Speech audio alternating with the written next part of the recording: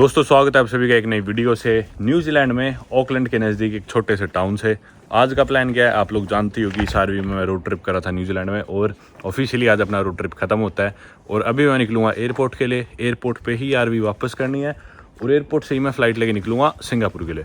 Singapore में दरअसल transit करने वाला हूँ, फाइनल डेस्टिनेशन नहीं है मेरी, क्योंकि 96 आवर्स तक आप ट्रांजिट कर सकते हो विदाउट अ वीज़ा सिंगापुर, अगर आपके पास कोई US, UK, Australia, Canada, New Zealand visa हो तो यूएस वीज़ा के बेसिस पे मैं 96 आवर्स तक सिंगापुर रहने वाला हूँ। उसके बाद कहाँ जाने वाला हूँ ये मेरे को नहीं पता, अभी रास्ते में टिकट कराऊंगा एयरपोर्ट जाते हुए, क्योंकि एयरपोर्ट पे ही वो मांगेंगे आपके पास एक कंफर्म्ड फ्लाइट टिकट होनी चाहिए आगे जाने के लिए 96 आवर्स ट्रांजिट करने के लिए। यहाँ पे आगे थे ईशान भाई के पास। ईशान भाई हर बार की तरह हमें होस्ट करते हैं और अभी बस चाय कॉफ़ी पी के निकलेंगे। थैंक यू ईशान भाई, बहुत मज़ा आपके पास और सब ज़बरदस्त था घुमाने के लिए। भाई ने ना हमें पहले दिन जब न्यूजीलैंड आए थे हमारी लोकेशन ट्रैक करके पकड़ लिया उस दिन से फिर हमारा भाई के साथ मन लग गया और अभी आरवी की थोड़ी सफाई चल रही है, दिखाता हूँ। अभी अंदर हमें वापस करनी है तो सारी साफ़ करके देने लग रहे। एक बारी सारी चीज़ें हमने क्लीन कर दी, सारा ट्रैश फेंक दिया, सामान सारा सेट कर दिया। अभी आप देख सकते हो आरवी की हालत काफ़ी सही है। अब हमें इसे एयरपोर्ट पे जिस कंपनी से लिया था जाके बस लौटा देंगे। हालांकि एक छोटा सा माइनर एक्सीडेंट हुआ था इसका, पर फुली कवर्ड थी। ये भी धोने अभी बर्तन, एक सेकंड। इन शॉर्ट इधर बाहर की तरफ स्क्रैच लगा था। भाई ने बना दी कॉफ़ी, साथ में बिस्कुट भी है। कॉफ़ी पी के निकलेंगे, लेट हो रहा है वैसे ही, जल्दी से चलते हैं। कॉफ़ी वगैरह पी ली भाई, चलो निकलते हैं। अभी ईशान भाई निकाल रहे गाड़ी, थोड़ी सी साथ में हैजिज है ना, क्योंकि और हमारा व्हीकल बहुत ज़्यादा बड़ा है। अलविदा कहेंगे आज इस व्हीकल को भी, बहुत साथ दिया है इसने। रख ले बाद में दूंगा। मेरी जैकेट थी निवांकुर करते इधर ही छोड़ दिया गया, मैं बोला थोड़ी देर पहनूंगा फिर दे दूंगा ईशान भाई को ही। पीछे आया सही है, इधर तो निकल गया, पीछे आता हूँ मैं। लंबी भी तो बहुत है ये। आजो आजो आजो आजो आजो आजो आजो कीप कमिंग, आजो आजो आजो आजो आ जाओ आ जाओ आ जाओ आ जाओ आ जाओ आ जाओ आ जाओ आ जाओ आ जाओ आ जाओ। दैट्स इट भाई रे बहुत बड़ा तामझाम है। स्टीयरिंग मुड़ नहीं रहा। हाँ वो तो है, वो देखता हूँ। आ जाओ, अभी 2 फुट आगे, वो थोड़ा और आगे बस है जे, फिर उधर घुमा लो। आ जाओ आ जाओ, कोई नहीं, पेड़ ही है, थोड़ा सा टूट जाएगा, बस बस बस बस बहुत बड़ा तामझाम है। बस अब हो जाएगा, निकल जाएगी। चलो वेरी गुड। ये देखो भाई, ये था अपना स्क्रैच। सबवे जो रेस्टोरेंट है उसमें खाना खाने जा रहे थे, नवांकुर ने ऊपर वो देखा नहीं, अम्ब्रेला सी थी उनकी बात, उसमें बिड़ी थी। ये छोटा सा नुकसान है अपना, बस और कुछ नहीं है। फ्लाइट है भाई 1:45 की, समय सुबह के बज गए 9, मतलब 4.5 घंटे बाद फ्लाइट है। लेकिन वापस भी देनी है, साफ़ भी करनी है, इसका पानी भी निकालना है और ग्रोसरी स्टोर भी जाना है, 1-2 काम और करने हैं। चलो भाई वैसे हम 2 ही जने सफ़र कर रहे थे, मैं और नवांकुर तो दोनों आगे बैठते थे। पहली वाली सीट पर बैठ के सफ़र कर रहा हूँ, हालांकि बिना बेल्ट के अलाउड नहीं है, सबको शायद सीटेड होना चाहिए और बेल्ट होनी चाहिए। तो पर कोई थोड़ी दूर ही जा रहे हैं, 2 मिनट की बात है। नवांकुर गया भाई सुपरमार्केट कुछ चॉकलेट्स लेने के लिए, और यहाँ की पॉपुलर क्या नाम है उसका, विटेकर्स यहाँ की चॉकलेट आती है न्यूजीलैंड की, बड़ी स्वाद होती है। हमें किसी ने गिफ्ट दी थी वेलिंगटन में। ये जाएगा वहाँ पे, जिसके पास भी दे देगा उन्हें। मेरा प्लान तो सिंगापुर जाने के आगे पता नहीं किससे मिलूंगा, तो मैं नहीं ले रहा। और इतने में बैठे अभी हमें इसका पानी वाला वेस्ट खाली करना है, तेल फुल कराना है, फिर उनकी कंपनी पे पहुंचना है एयरपोर्ट, फिर वो सारी फॉर्मेलिटीज़ करनी है, क्लेम फॉर्म भरना है, गाड़ी वापस देनी है, फिर हमें एयरपोर्ट जाना है, चेक इन भी नहीं करा मैंने अभी तक, फिर फ्लाइट पकड़नी है। तो समय उस हिसाब से बहुत ज़्यादा है नहीं हमारे पास। 9:15 हो गए और कितने 4.5 घंटे है सारे प्रोसेस के लिए। देखते हैं, होपफुली हो जाना चाहिए। आरवी की कुछ लास्ट वीडियोज़ बनानी थी, वो वीडियोज़ बनाई हमने। और अभी ध्यान आया कि मेरे माइक का जो कवर था ना, वो तो मैं रोड पे ही छोड़ाया, तो मैं रोड पे वो ढूंढने जा रहा हूँ। ये लोग क्या कर रहे हैं, इतने आरवी का वेस्ट निकाल रहे हैं, क्योंकि इसका जो गंदा पानी है, ग्रे वाटर बोलते हैं उसे, वो खाली करना है। जगह जगह ना ये ग्रे वाटर या वेस्ट खाली नहीं कर सकते। अब जैसे आप ये देखो, सड़क पे निशान है, ये है आरवी के वेस्ट के लिए।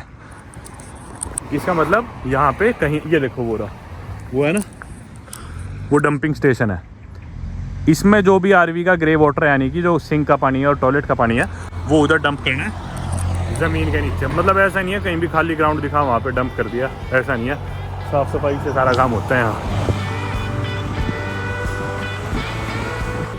कर बदबू आने लग रही है ना, क्यों नहीं कर रहा, लेट नहीं हो रहा? पिछली बार मैंने करा था, अब यार कर तू यही। अरे मैं तो कह रहा हूँ आज में छोड़ देते हैं। भाई उधर से नवांकुर निकाल रहा है पाइप। ये पहले वेस्ट होस निकालते हैं अपन बाहर, और इधर लग जाएगी पाइप वाली दे, ये लग गई इधर। चल चल चल भाई कोई तरीका होता होगा इसका। नहीं, उस दिन भी तो लगाई थी, ऐसी ही लगेगी। हो गया भाई, मेरी तरफ कर दिया। चलो बस करो, बस भाई। आज तो सूगला काम हो गया, पहली बारी इनके ये गंदे मिले हमें, नहीं तो साफ होता है हमेशा। ईशान भाई थैंक यू सो मच, मज़ा आया मिल के। और दोबारा फिर कभी आएंगे, मिलेंगे नहीं, इंडिया में मिलेंगे, किसी और देश में मिलेंगे। बहुत मज़ा आया हमें करने के लिए, घुमाने के लिए, ज़बरदस्त रहा सफर। क्या दे भाई को भाई अपनी वीडियो में करूँगा मैं।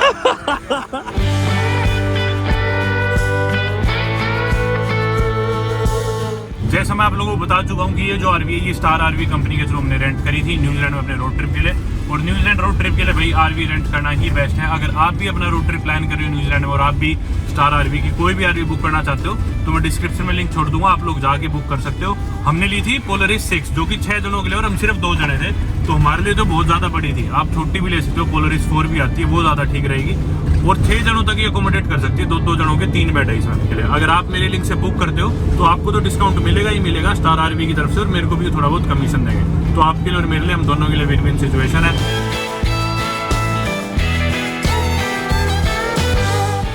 आगे भाई हम जिधर से गाड़ी ली थी रेंटल, वो वापस लौटाने के लिए।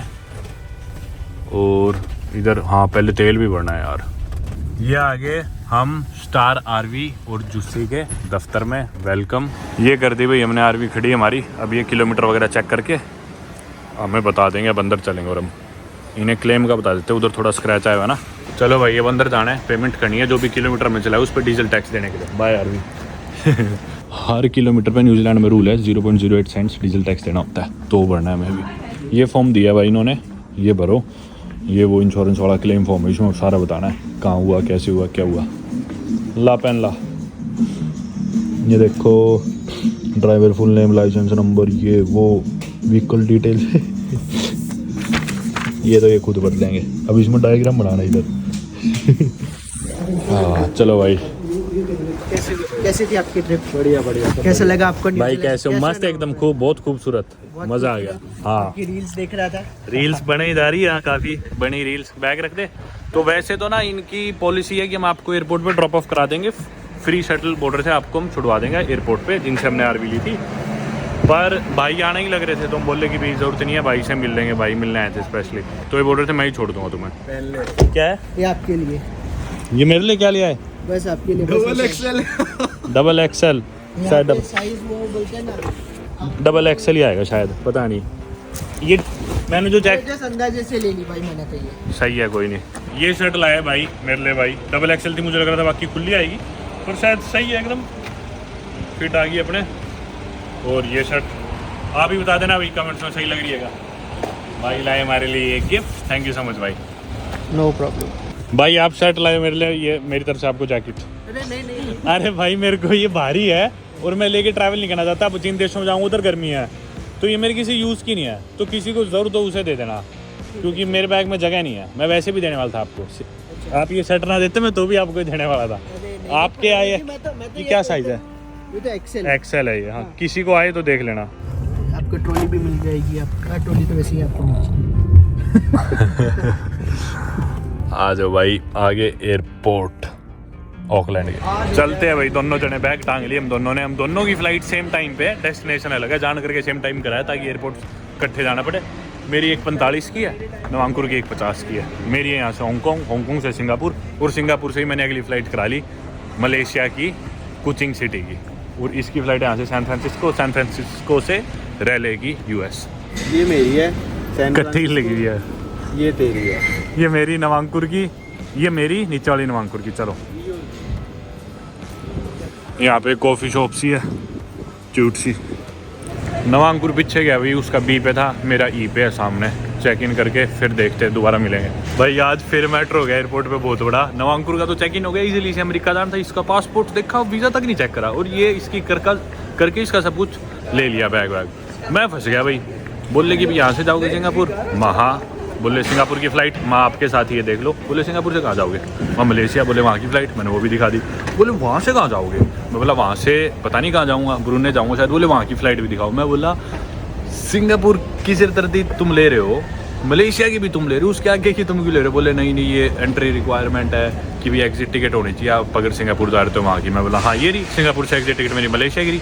बोले नहीं मलेशिया की भी दिखाओ। मैं बोला मलेशिया से तुम्हें इंडिया की टिकट चाहिए, मलेशिया से बाहर की? बोले इंडिया की नहीं, कहीं की भी टिकट हो। अब मैं बोला मैं छोटे शहर जा रहा हूँ भाई, मलेशिया कुचिंग शहर है, उससे क्या टिकट दिखाऊँ? कोई टिकट मिली नहीं फ्लाइट। और मैं बोला मैं तो बस से ट्रैवल करूँगा वहाँ से ब्रूनी देश जाऊँगा, कुचिंग से बाय लैंड 11-12 घंटे का सफ़र है। मैं बोला मेरे को क्या पता मैं कैसे जाऊँगा, मैं कौन सी बस लूँगा, पब्लिक ट्रांसपोर्ट लूँगा? बोले नहीं बस की टिकट या कुछ भी दिखाओ। कई देर बहस चली, फिर मैं बोला छोड़ो, मैंने कर दी सिंगापुर से इंडिया की फ़्लाइट बुक। मैं बोला मैं जा ही नहीं रहा मलेशिया, मैं इस टिकट को भूल जाओ, मैं तो इंडिया जाऊँगा। उनकी बोलती बंद होगी फिर कई देर बाद, लेकिन जब बहस हुई फिर उन्होंने सॉरी भी बोला और दे दिया बोर्डिंग पास। अब चलते हैं, जल्दी लेट हो रहा है। इंटरनेशनल डिपार्चर्स भी इन्होंने चाइनीज़ भी लिख रखी इधर। नवांकुर कहाँ हो गया भाई सब, और सिक्योरिटी इमिग्रेशन सब हो गया जल्दी से।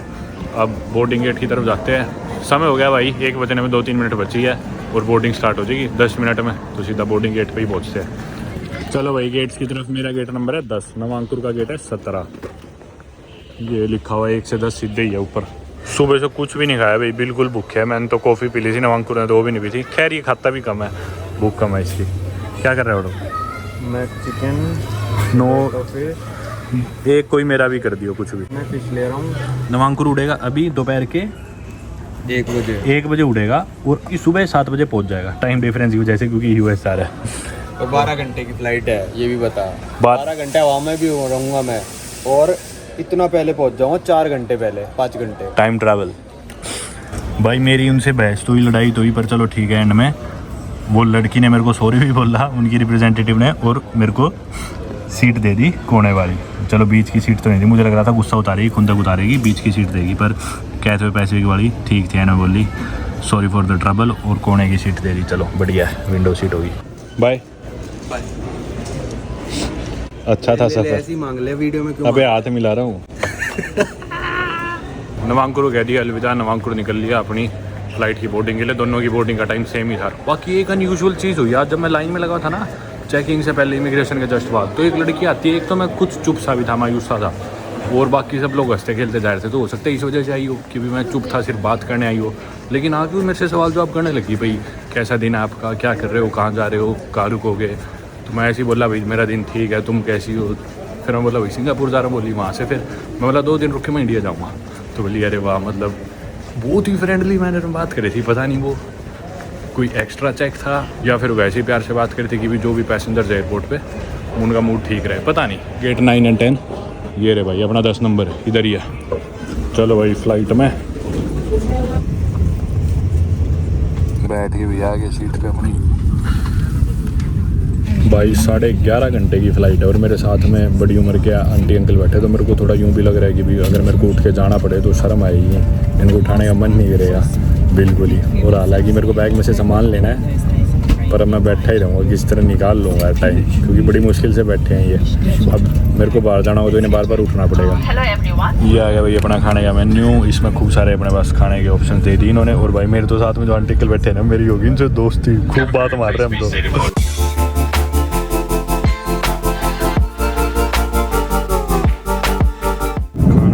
अपना और मोरक्को की याद आ गई, क्योंकि हमने मंगाई है तजीन, जो कि लैम्ब तजीन मोरक्को में खाते हैं, और साथ में कुसकुस।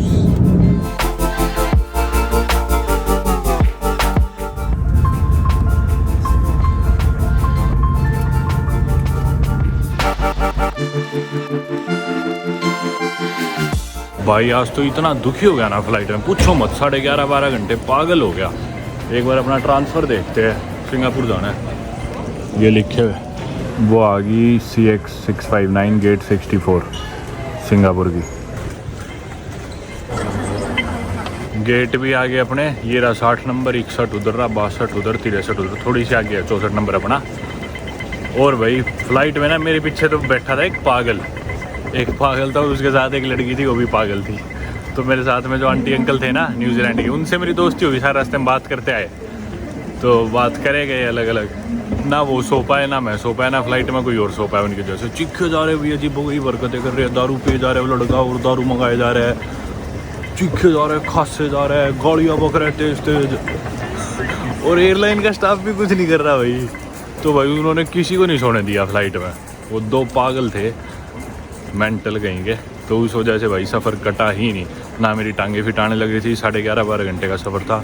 बहुत परेशान होया भाई, बहुत ज़्यादा। और अभी मैंने एक और फ़्लाइट करा ली, सिंगापुर से भी आगे मैंने फ़्लाइट करा ली, मलेशिया की। कहाँ की वो आपको मैं आगे बता दूँगा चलते चलते सफ़र में।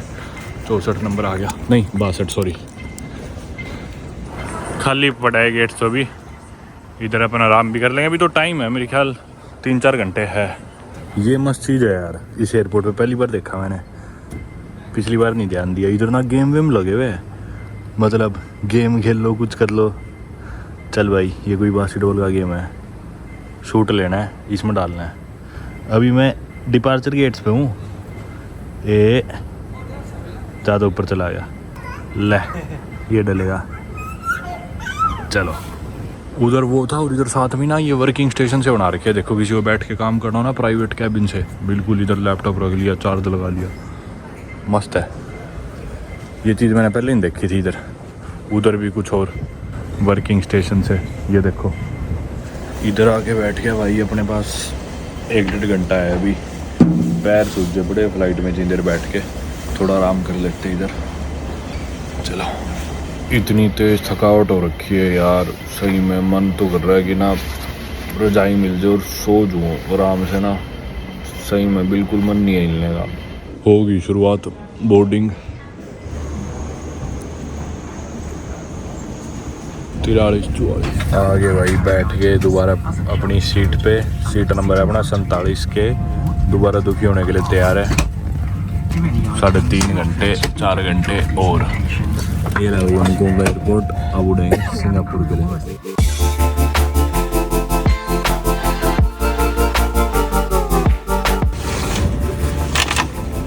चलो भाई अब यहाँ से ना मेरी एक और फ्लाइट है सिंगापुर एयरपोर्ट से। लेकिन आप लोग सोच रहे हो मैं ट्रांसफ़र पे क्यों जा रहा हूँ, अराइवल पे क्यों जा रहा हूँ। कारण ये है कि पहले मेरे को बैग मिलेगा, उसके बाद मुझे दोबारा चेक इन करना है अगली फ़्लाइट के लिए। वो सेम एयरलाइन के साथ नहीं है, सेम PNR पे नहीं है। और वो फ़्लाइट मेरे ख्याल 11-11:30 बजे है। अभी बजे है सुबह के 5:15। और सिंगापुर में आप ट्रांजिट कर सकते हो 96 घंटे तक, अगर आपके पास इंडियन पासपोर्ट है और वैलिड अमेरिकन, कैनेडियन, ऑस्ट्रेलियन या फिर न्यूजीलैंड या फिर जापान का वीज़ा हो। तो इनमें से कोई भी वीज़ा हो तो आप ट्रांजिट कर सकते हो 96 घंटे तक। लेकिन आपको आगे की फ़्लाइट टिकट होनी चाहिए आपके पास। तो मैंने 2 टिकट करा रखी है, एक तो यहाँ से कोचिंग की आज की, और एक टिकट परसों यहाँ से दिल्ली की। तो कोई सी भी एक टिकट दिखाऊंगा, पहले बाहर निकलूँगा, फिर उसमें से एक टिकट कैंसिल कराऊंगा। जाना तो मेरे को कोचिंग है, जो कि मलेशिया का एक शहर है। उधर क्यों जाना है वो बाद में बताऊँगा, पर पहले एक बार इमिग्रेशन पे चलते हैं। हमेशा से बहुत सुना है भाई इस चांगी एयरपोर्ट के बारे में, बहुत बढ़िया है, बहुत अच्छा है। आज देख ही लेंगे। ये आ गया इधर अराइवल। इमिग्रेशन अब तक दिखा नहीं मुझे, हालांकि और भीड़ नहीं है, खाली पड़ा है। रात का टाइम है ना, रात का नहीं सॉरी सुबह ही होगी अब तो 5:30 बजे। उधर ट्रांसफ़र्स, ये क्या है SGAC सिंगापुर अराइवल कार्ड भरना है पहले। हो गया भाई अपना काम तो 2 मिनट में। वो जो पीछे एक स्कैन करने का QR कोड सा दिखा रखा था, वो जाके मैंने ऑनलाइन फॉर्म भरा। उसने फ़्लाइट की डिटेल्स मांगी कि भी किधर से आए हो, कोई बीमारी तो नहीं है, ये नहीं है, वो भर के सबमिट कर दिया। उसके बाद ऑटोमेटिक वो थी इमिग्रेशन वाले गेट्स, उस गेट पे। पर मेरे लिए एक लेडी आ गई थी क्योंकि वो खुला नहीं था, शायद वीज़ा चाहिए होता है इंडियन पासपोर्ट देख के। उस मैंने पासपोर्ट स्कैन करा, फिर वो लेडी आ गई मेरे से पूछ रही थी कि भी कितने दिन रुकोगे, कहाँ जाओगे। मैं बोला मैं तो आगे जाऊँगा मलेशिया कोचिंग। बोली फ़्लाइट दिखा दो कोचिंग की, मैंने दिखा दी। इंडिया वाली ही नहीं बताई मैंने फ़्लाइट, क्योंकि उसमें 2 दिन मुझे सिंगापुर रुकना था उस हिसाब से। तो सिंगापुर का होटल भी मांगते, तो इसलिए मैं बोला सीधा कोचिंग वाली ले लो। तो बोली ठीक है, उसने गेट खोल दिया। मैं बोला मैं बाहर जा सकता हूँ ना घूमने। बोली हाँ जा सकते हो। मेरे को पता ही था यार नहीं मांगेंगे। वो मेरे को पीछे ऑकलैंड कहने लग रहे थे कि यहाँ से कोचिंग की मांगेंगे वो, फिर कोचिंग के बाद वहाँ से निकलने की मांगेंगे। अरे यार तुम्हारा देश तो मैं छोड़ रहा हूँ, इतनी सिरदर्दी थोड़ी लेगा कोई देश। इसलिए मैंने इमरजेंसी में वो इंडिया की फ़्लाइट करा ली थी कि मैं तो जाऊँगा ही नहीं मलेशिया कहीं, मैं सिंगापुर ही रुक के 2 दिन इंडिया चला जाऊँगा। पर ठीक है अपना काम हो गया, बैग लेते हैं। वो आ गया भाई अपना बैग भी ऑरेंज। मेरे को हर बार यूँ लगता है कि मेरा बैग ना आएगा नहीं, आज आएगा नहीं पर आ ही जाता है हर बारी। यूँ लगता है कि भी रह गया पीछे। सब पार करके भाई आ गए अपन बाहर। ये है बाहर का इलाका, खुला एकदम खाली पड़ा है। सुबह के बजे 5:45। चल के कहीं बैठ जाते, आराम कर लेते। बाहर भी जा सकते हैं अपन वैसे, पर इस टाइम तो कुछ खुला होएगा ही नहीं। नेट पे देखते, कुछ रिसर्च करते, मिलता है तो चल पड़ेंगे बाहर। मैं इन्फॉर्मेशन वाले पे गया था। मैं बोला 2 सवाल है, पहले तो बताओ बाथरूम का है। बोले आगे जाके राइट में। बोला और यहाँ से शहर में जाना हो तो क्या तरीका है? तो भी बोले पब्लिक बस चलती है हमारी, नीचे उतर के लेफ़्ट, फिर आगे जाके एक लेवल ऊपर चढ़ जाना सड़क के दूसरी साइड से।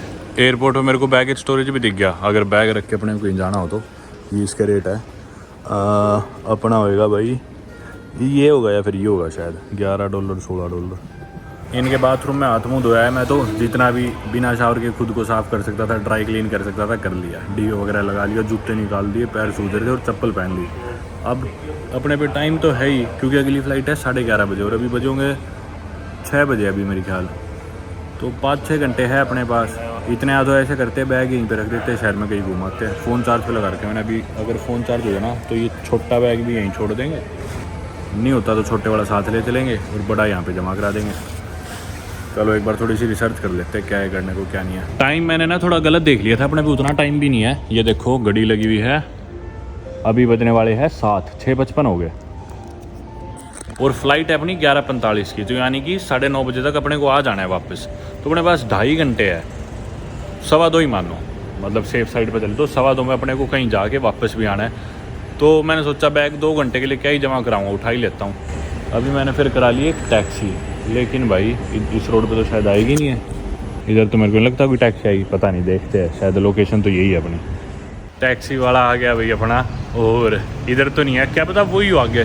पता करके मैं पहुंचने तो लग रहा हूँ किसी तरह। तो भाई मैंने डिसाइड करा कि या तो आसपास कहीं कुछ खाने चल पड़ते हैं या फिर थोड़ा शहर में ही घुमाते हैं। तो अभी सुबह का टाइम है, भीड़ नहीं होगी, तो मैंने सोचा ठीक यही रहेगा, बेहतर यही रहेगा कि थोड़ा दूर जाते हैं शहर तक, क्योंकि जल्दी से जाके आ जाएंगे। दिन में तो अगर अपन होते तो 2-2.5 घंटे में शहर नहीं जाके आ सकते थे।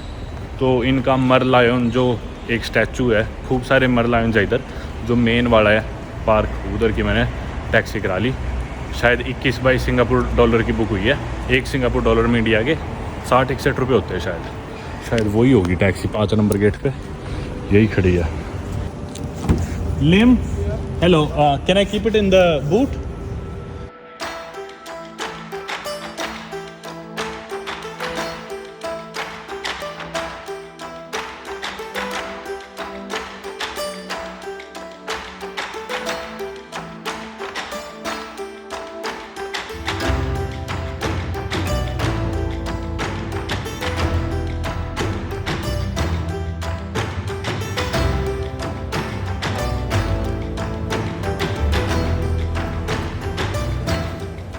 सात 20 हो गए, वैसे तो 7:15 का सनराइज़ दिखा रखा था आज, पर बादल हो रखे हैं और बारिश आ रही है, तो सनराइज़ तो अपने नसीब में है नहीं। पर चलो ठीक है, थोड़ा चांदना तो हो गया, कुछ दिखने लग रहा है। टैक्सी वाला बहुत ज़बरदस्त आदमी था, बहुत फ्रेंडली आदमी था, बातें करता हुआ है सारा टाइम मेरे साथ। मेरे को बताएगा सिंगापुर के बारे में, अपने बारे में, अपनी लाइफ के बारे में।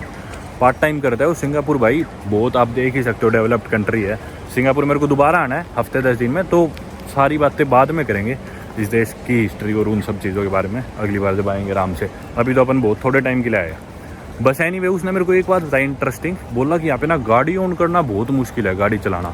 अब अपने गाड़ी के पैसे लगे 21 बाई सिंगापुर डॉलर, यूँ मान लो 1200-1300 रुपये लगे 15 मिनट के सफ़र के। और सिंगापुर ना बाकी साउथ ईस्ट एशियन कंट्री से बहुत महंगा है। मलेशिया से कंपेयर करोगे या फिर वियतनाम से करोगे, थाईलैंड से करोगे, इनके कंपेरिजन में बहुत ही महंगा है। तो बोल रहा था यहाँ पे ना गाड़ी ऑन करने के लिए एक सर्टिफिकेट लेना होता है, जिसे बोलते हैं सर्टिफिकेट ऑफ एंटाइटलमेंट या COE। बोला वो 10 साल का मिलता है और उसकी अभी फ़िलहाल कीमत चल रही है 1 लाख सिंगापुर डॉलर, यानी कि अपनी इंडिया के 60-65 लाख रुपए में आपको परमिट मिलेगा, सर्टिफिकेट मिलेगा, तब आप एलिजिबल हो गए गाड़ी चलाने के लिए। 10 साल का ही होता है वो परमिट, फिर उसके बाद फिर रिन्यू करो।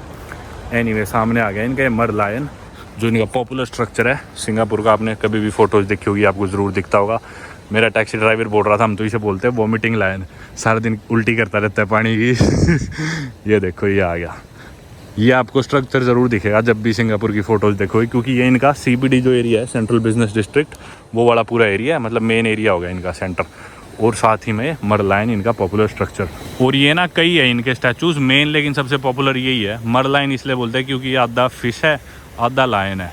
ये देखो नीचे मरमेड की तरह फिशा और ऊपर लायन का चेहरा। और इस लायन का जो चेहरा है ना उसे बोलते हैं सिंगापुरा, यानी कि लायन सिटी, जो कि मले लैंग्वेज में मतलब होता है सिंगापुरा का लायन सिटी। मले इनकी one of the official languages है। 4 ऑफिशियल लैंग्वेजेज है इनकी, इंग्लिश, मले, तमिल और चाइनीज़। तो हालांकि बहुत छोटी कंट्री है, पर आप देख सकते हो कि भी कितनी डाइवर्स है इनके जो डेमोग्राफिक्स है। मतलब मले लोग भी है, तमिल लोग, मले मतलब मलेशिया के, तमिल लोग भी है, फिर चाइनीज़ भी। आसपास सब बंद ही लग रहा है फिलहाल तो मेरे को। सुबह अभी जल्दी ज़्यादा हुई है ना। बाकी ये स्टैचू ना आपको कई जगह दिख जाएगा, सिंगापुर के सोवेनियर्स पे, करेंसी पे, स्टैम्प्स पे। मुझे लगता नहीं बाकी कि अपने को कभी भी इतना खाली मिलता है। एक तो अपन सुबह 7 बजे आएगी, ऊपर से बारिश होने लग रही है तो कोई भी नहीं आएगा। मतलब आएगा पर बहुत थोड़े लोग हैं। मतलब इनकी मेन जगह होने के बावजूद भी सारे टूरिस्ट वैसे इधर भरे रहते होंगे। मैंने जो फोटोज़ वगैरह देखे उसमें तो भीड़ ही लगती है यहाँ पे। फ़ोटो वीडियोज़ के चक्कर में बैग भीग गए मेरे, निकलते अब यहाँ से जल्दी। देख लिया बस कहीं छाया में जाते, बारिश ना हो रही। लोग यहाँ पे रनिंग करते हुए बहुत दिख रहे हैं। बाकी सुबह के टाइम सारे भागते हुए जा रहे हैं। उधर भी कई लोग हैं, सारे रनिंग पे जोर दे रहे हैं। इधर क्या है, ऊपर से तो मेन रोड आ जाएगी शायद। उधर एक होटल है, इधर कुछ खाने का है। ये नहीं खाना, कुछ ढंग का देखते हैं। ब्रिज के नीचे आके बैठ गया मैं इधर। ये ऊपर ब्रिज है और ये नीचे एक रेस्टोरेंट्स है जिसमें स्मूदीज़ वगैरह है, शायद फ्रूट बॉल्स है, सब्जी है। सही है, मतलब प्रॉपर खाना नहीं है पेट भरने वाला, कुछ ऐसा देख रहा था मैं तो। छाता निकाल लिया और चलो भाई, सबवे है पास में, उधर चल के खा लेंगे, फिर वहाँ से देख लेंगे जो भी करना होगा। यहाँ से 1.25 किलोमीटर दिखा रहे हैं, 16 मिनट की वॉक है। चलो बारिश का मज़ा उठाते हुए चलते हैं।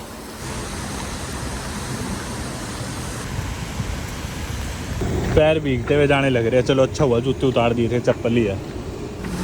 एक कोई बस स्टॉप,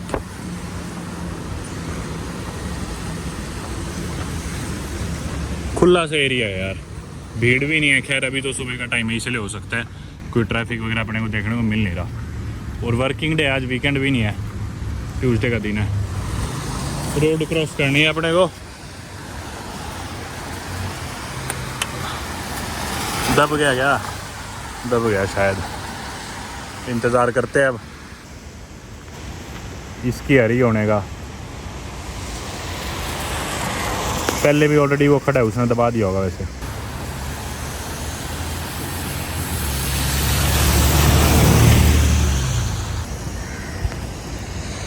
चलो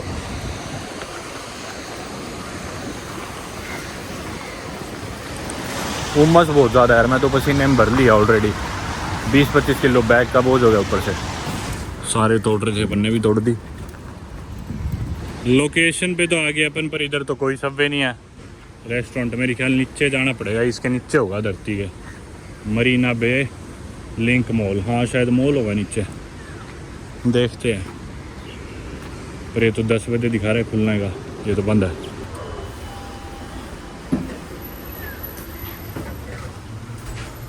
ओहो ऐसी आराम आया,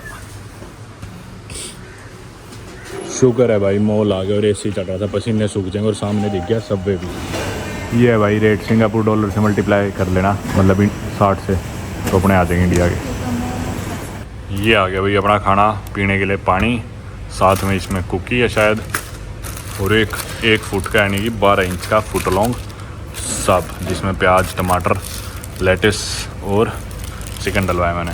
ये खाते हैं, बैग सही सलामत पड़े हैं, पसीने सुखाते हुए, और फिर देखेंगे। इसके पैसे कटे, बाकी 17.5 सिंगापुर डॉलर, अपने इंडिया के 1100 रुपये। कई देर बैठ लिए, इधर निकलते हैं अब, टैक्सी कराते, एयरपोर्ट ही पहुँचते हैं, पता नहीं कितनी देर लग जाएगी, भीड़ ना हो जाए। फिर से मैंने ग्रैब ऐप से टैक्सी करा ली, और इधर की लोकेशन है रोड की, कंफ्यूजिंग सा हो गया यार। गाड़ी यहाँ पे रुक जाएगी, देखते, चलो टैक्सी में बैठता हूँ पहले। भागो भागो भागो भागो भागो। ये रही भाई अपनी गाड़ी, बहुत कंफ्यूजिंग हो गया था। चलो पहुँचते यार एक बार। चलो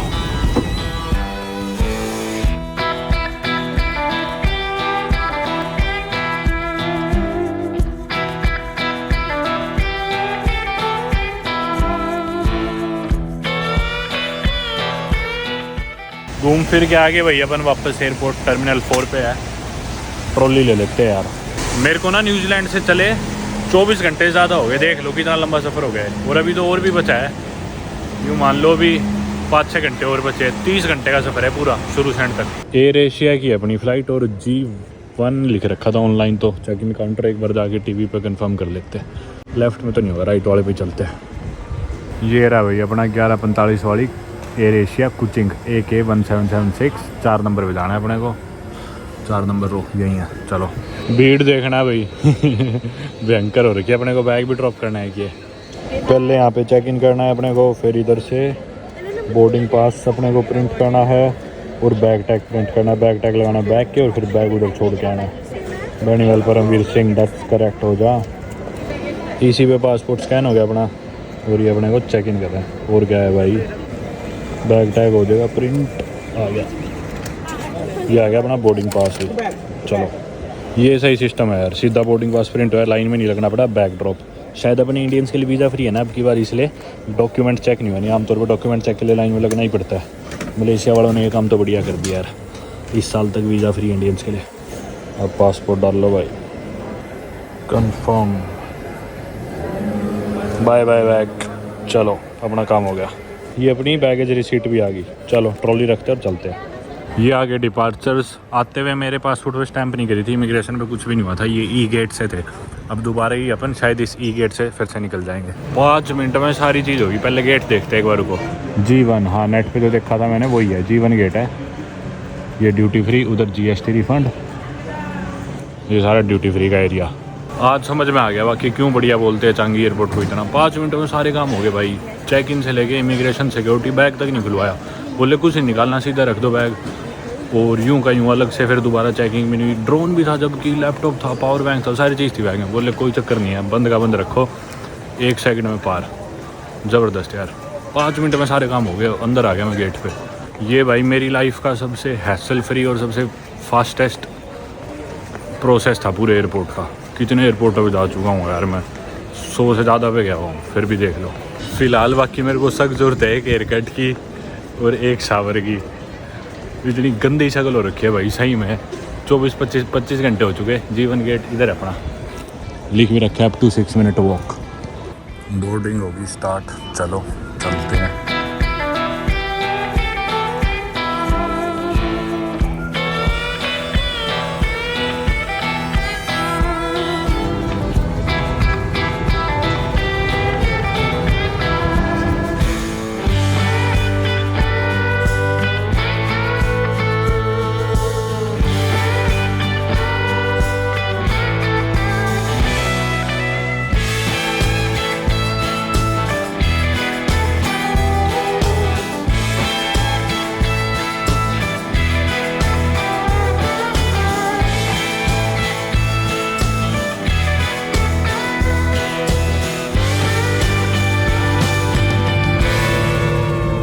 Ladies and gentlemen, please be advised that the removal of life vests from this aircraft is very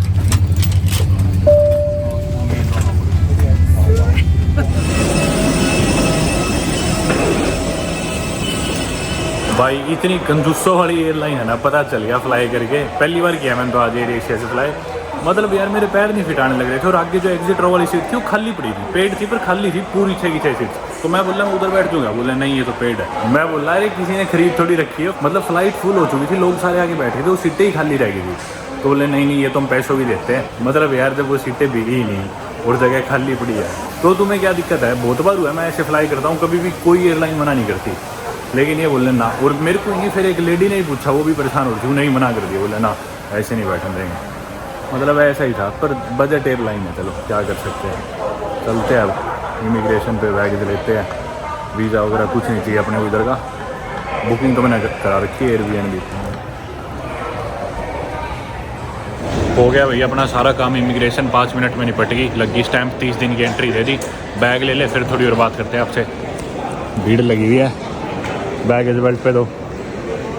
अरे ये रहा बैग अपना, सामने ही दिख गया। पकड़ो पकड़ो पकड़ो पकड़ो पकड़ो, आ जा। ये सही हो गया, बाहर आ गए। और भाई सही बताऊं, आज से 2 दिन पहले तक मुझे पता भी नहीं था इस नाम की कोई सिटी एग्जिस्ट भी करती है कुचिंग। और आज मैं यहाँ पहुँच गया हूँ।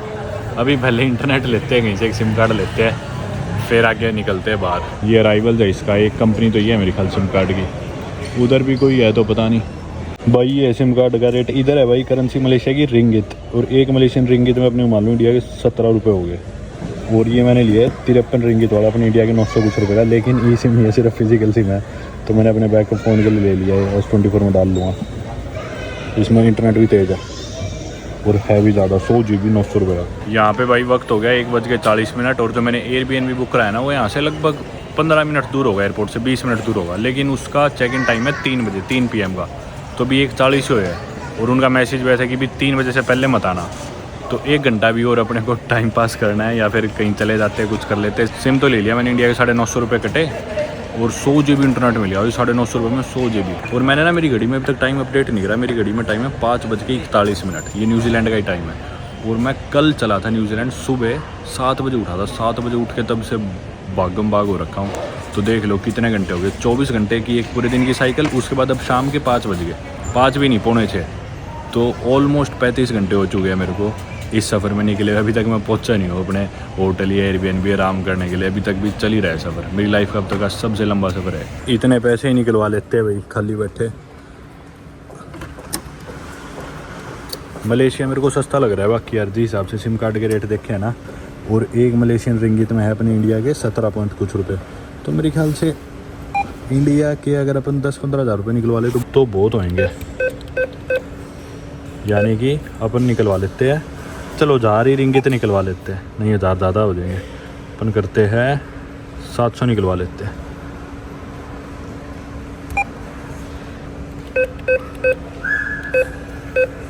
$700 रिंगित कर दिया अपन ने, ये हो गए इंडिया के 11-12 हज़ार रुपये हो गए, ये जो अपन ने निकलवाया ना। पता नहीं ऊपर से कितने लगेंगे, इसमें आया तो नहीं कुछ भी एक्स्ट्रा फीस का लिखा हुआ। कार्ड आ गया अपना वापस, नोटों की आवाज़ भी आ गई थी। इनकी करेंसी देखते हैं, ये है भाई इनकी करेंसी रिंगित। यहीं पे एयरपोर्ट में मालिश वाली चेयर्स रखी हुई थी, तो मैंने सोचा करा ही लेते हैं यार। एक बार रेट दिखाता हूँ, 5 रिंगित में 10 मिनट करेगी, यानी कि अरे सस्ता है तो 85 रुपये में 10 मिनट मालिश और 10 में करेगी 20 मिनट, 170 रुपये में 20 मिनट मालिश करेगी। चलो कराते हैं। ये डाल, किधर से डलेगा नोट, ये डल गया। 1 2 3 4 5 6, अच्छा गिन रहा है ये, टाइमर शुरू हो गया तो चलो।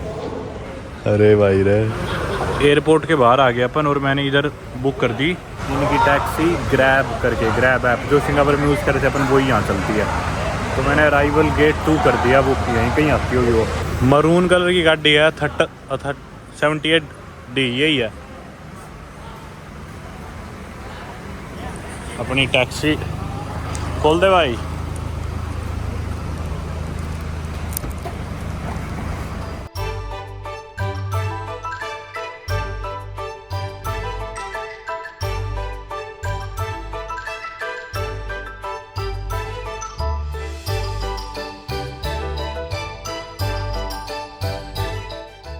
दोस्तों आप लोग सोच रहे होंगे कि मैं कुचिंग आया क्यों मलेशिया के इस पार्ट में, तो दरअसल रीज़न ये है कि ये जो आइलैंड है ना, इस आइलैंड को बोलते हैं बोर्नियो, और बोर्नियो आइलैंड 3 कंट्रीज में डिवाइडेड है, मलेशिया, इंडोनेशिया और ब्रूने।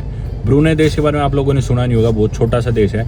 और ब्रूने देश पहुंचने के लिए ही मैं कुचिंग आया हूँ। कुचिंग में ब्रूने की एम्बेसी, कल मैं जाऊँगा एम्बेसी में, ब्रूने का वीज़ा लूँगा और फिर मैं जाऊँगा ब्रूने देश। यहाँ से फ़्लाइट लेके, ब्रूने की फ़्लाइट यहाँ से मिलती है एक तो सिर्फ कुचिंग से, या फिर कुआलालंपुर से, जो कि मलेशिया की कैपिटल सिटी है। तो यही तरीके हैं वहाँ पहुँचने के। और मैंने रिसेंटली दीपांशु सांगवान है जो नोमैडिक इंडियन, उससे बात करी थी, तो दीपांशु भाई आए थे रिसेंटली ब्रूने, और कुआलालंपुर में वीज़ा नहीं मिल रहा था ब्रूने का, इस वजह से ही मैं कुचिंग आया हूँ।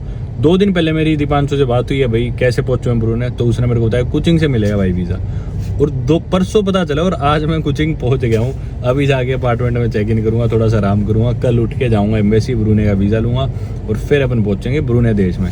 इधर के बारे में बहुत चीज़ें बात करनी है, पर आज तो मैं बहुत ही थका हूँ। एक बार बस वेट नहीं हो रही, जल्दी से अपार्टमेंट पहुँचे, कपड़े उतारूँ, नहाऊँ और उसके बाद थोड़ा सोऊँ। शाम को देखेंगे कुछ करना होगा तो, वरना घर पे रह के आराम करेंगे। वीडियोज़ मेरे को अपलोड करनी है, पीछे न्यूजीलैंड ट्रिप की सारी वाईफाई लेके वो सारा डाटा अपलोड करूँगा। और बाकी ये जो चालक है भाई, जो चलाने लग रहा है गाड़ी, ये मेरे से पूछने लग रहा था कि भी तू कौन सा ले रखा है तूने हाथ में, यंत्र जिससे मैं यंत्र जो आप यूज़ करते हैं फ़ोन मिलाने के लिए या फिर बनाने के लिए वीडियो। तो मैं बोला भाई 15 ही है, वो सेब वाली कंपनी का ही बोल रहा था, समझ जाएगा इसी बारे में बात कर रहा हूँ। बोलो वो इतना महंगा, बोलो तू तो बहुत पैसे वाला है, ये है वो है, मेरे को ऊपर से वो दे बख्शीश। तो मैं बोला चलो ठीक है दे देंगे। और ये है कुछ सड़कें कुचिंग की। चलो भी यहाँ से हमारा होटल एयरबीएनबी रह गया लगभग पता नहीं कितने मिनट, 5 मिनट दूर है। बाकी ना यहाँ पे लैंग्वेजेस बहुत है। मलेशिया की लैंग्वेज होगी मले, प्लस यहाँ पे बोलते हैं चाइनीज़, मैंडरिन और होकियन, दोनों 2 चाइनीज़ है यहाँ पे। उसके अलावा फिर इंग्लिश भी है, साइन बोर्ड वगैरह इंग्लिश में, एफएम वगैरह इंग्लिश में चल रहे हैं, लोग इंग्लिश बोल रहे हैं। ये भाई भी मेरे साथ बोलने लग रहा है। तो मतलब ये तो चीज़ मैंने देखी है कि 2-4 कंट्रियों को छोड़ गई, हर कंट्री में पढ़े लिखे जो भी लोग, जो मतलब एक गांव में ना रहा हो, वो 2 लैंग्वेज तो बोल ही लेता है, कुछ कंट्रीज को छोड़ के। मतलब जो कि यूएस मान लो या फिर इंग्लैंड मान लो, ऑस्ट्रेलिया मान लो, जो कि नेटिव स्पीकर्स हो गए, या फिर चलो फ्रेंच स्पीकर्स हो गए, स्पेनिश स्पीकर्स हो गए। इसमें मतलब कोई बहुत ही छोटे गाँव में होगा ना तो वही होगा सिर्फ जो एक लैंग्वेज जानता होगा। आजकल सारे लोग एक से ज़्यादा जानने ही लग गए। ये है वो जगह है जिधर अपन रुके हुए रहे, तो बहुत बड़ा इलाका लग रहा है, बढ़िया जगह लग रही है। तो मस्त सी एयरबीएनबी कराया मैंने, इधर उतरते हैं अभी। भाई को थोड़े ऊपर से पैसे भी दे देंगे, बहुत सस्ते में ले आया। शायद ज़िंदगी में पहली बारी जितने की राइड बन रही होगी ऑलमोस्ट उतनी मैंने टिप दे दी। भाई ग्रैब से मैंने कराई थी टैक्सी, इतनी सस्ती यार, 14 रिंगित, 14 मलेशियन रिंगित में एयरपोर्ट से मेरे को यहाँ ले आया। 25 मिनट का सफ़र, 16-17 किलोमीटर, इंडिया के 250 रुपये में। ऊपर से फिर मैंने इसे 10 रिंगित टिप भी दे दी अलग से। मतलब यार अगर टिप ना देता तो सिर्फ 250 रुपये में आधा घंटा गाड़ी चला के शहर में क्या ही बचता होगा यार। फिर ये कंपनी को देता हो कुछ। ये है बिल्डिंग जिसमें अपने को जाना था। जो एयरबीएनबी का मालिक है ना, उसने मेरे को इतने बड़ी लिस्ट बना के भेज रखी है व्हाट्सएप पे कि कैसे पहुंचना है। मतलब शेरलॉक होम्स चाहिएगा, इतना बड़ा मैसेज है उसे डिकोड करने के लिए। 15-20 फोटो है, इधर से घुस के इधर, फिर इससे बटन, उससे बटन, उधर जाके चाबी मिलेगी, उधर से ऐसे डिकोड करते हैं। पहले एक स्टेप अपन ने मिस कर दिया था, सीधा अगले स्टेप पे पहुंच गए थे। तो वापस बाहर आया हूँ। इधर कार पार्क पे जाना है पहले स्टेप के लिए दोबारा। बहुत कंफ्यूजिंग है यार। इधर मेल बॉक्स है, अब मेल बॉक्स से चाबी निकालनी है शायद घर की। ये ब्लॉक बी का है, ब्लॉक ए का ये रहा। अब इधर ढूंढना है अपने को फ्लैट नंबर। खुल गया अपना, चाबी ले ली। अब चलते हैं वापस बाहर। अभी लिफ्ट में आके अपन ने ये चाबी टैप करके अपना फ्लोर दबाया। इतनी जांच पड़ताल के बाद शायद अपन सही जगह आ गए। जी हाँ, सही में आ गए, बिल्कुल ठीक जगह। ये है अपना अपार्टमेंट। लाइट करते हैं ऑन, गेट करते हैं लॉक।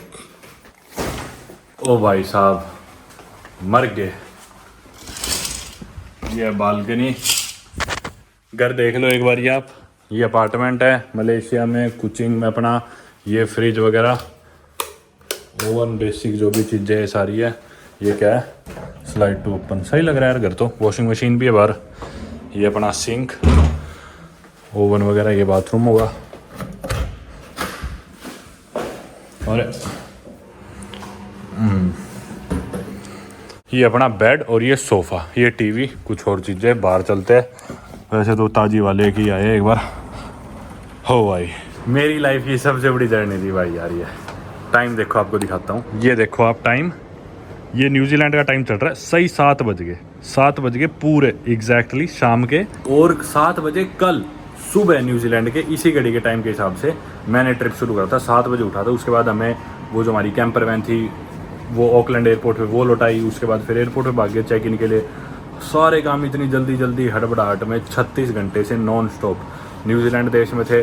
उससे पिछले दिन हम न्यूजीलैंड के भी साउथ आइलैंड में थे, फिर नॉर्थ आइलैंड में आए, फिर न्यूजीलैंड से मैं गया हांगकांग से मैं गया एक और नए देश सिंगापुर थोड़ा सा घूमा। फिर सेम डे फ्लाइट लेके पहुंचा मैं कुचिंग मलेशिया के इस आइलैंड। और एयरपोर्ट से फिर टैक्सी लेके पहुंच गया इस बिल्डिंग में जहाँ मेरा एयरबीएनबी अपार्टमेंट था। भाई साहब, अगर आप में से किसी ने इतना लंबा सफ़र करा हो ना नॉन स्टॉप, प्लीज़ बताना। मुझे नहीं लगता कि बहुत सारे लोग होने वाले, बहुत ही कम किसी ने करा होगा भाई। लगातार नॉन स्टॉप 36 घंटे ट्रैवल, फ्लाइट्स, टैक्सीज, गाड़ियाँ, बसेस, पैदल चलना, बैग उठा के, वो भी ट्रॉली वाले बैग भी थे, पीछे पिट्ठू बैग टांग के, ये सारा सफ़र तय किया है भाई। हालत ख़राब होगी। ये देखो इधर बाकी नीचे पुल भी है, उधर वो एक इनकी नदी, पूल को साफ़ करने लग रहे एक जनाब उधर। शांति है एकदम, बढ़िया कंडोमिनियम है ये, खूब सारी बिल्डिंग ऊँची ऊँची। अब भाई कल मेरे को करना है अप्लाई ब्रूने का वीज़ा, ब्रूने की एम्बेसी में जाके। आज मैं बहुत ज़्यादा रेस्ट डिज़र्व करता हूँ, पर देखेंगे अभी नहा धो के जो भी छोटे मोटे काम करूँगा, कुछ खाऊँगा अभी और ये वो। वीडियो बनाने की हिम्मत नहीं बची भाई बिल्कुल भी। इस वीडियो को अपनी यहीं पे ख़त्म करते हैं। उम्मीद करता हूँ आपको सफ़र इंटरेस्टिंग लगा होगा, जो मैं धक्के खा रहा हूँ, कभी बारिश में, कभी कैसे, कभी पसीने में। ओ भाई साहब बुरा हाल हो गया। उम्मीद करता हूँ आपको ठीक लगा होगा। वीडियो करते हैं यहीं पे खत्म। Thank you so much for watching. I hope you have a great day. By the way Malaysia मेरी शायद 95th कंट्री है या 94th जो भी। चलो बाय बाय।